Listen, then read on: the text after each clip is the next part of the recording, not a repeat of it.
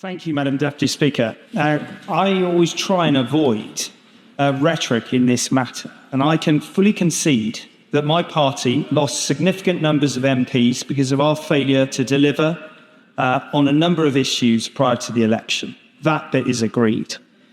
But I've listened very carefully to the Right Honourable Lady. I've listened to what she said about stronger partnerships, stronger law enforcement action, and groundbreaking returns agreements.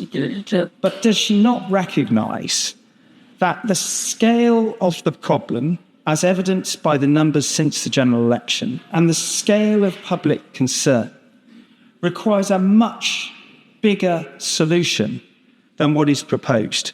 And without a significant deterrent of a much bigger scale, much sooner, she's not going to fix this problem to public satisfaction. Home Secretary. Well, no one should be making these dangerous boat crossings. They undermine border security and they put lives at risk. What we've seen is the change in the way that the criminal gangs have been operating over the last 6 months. Firstly, to increase the overcrowding, substantially increase the number of people on boats. That is putting more lives at risk.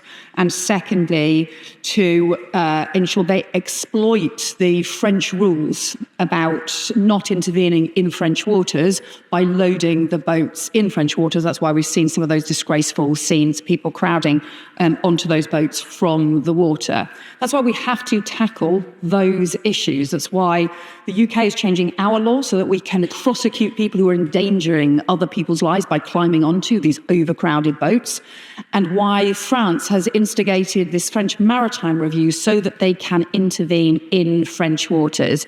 The French Interior Minister and I have been working on these developments over several months, and I think it's right that we build that cooperation.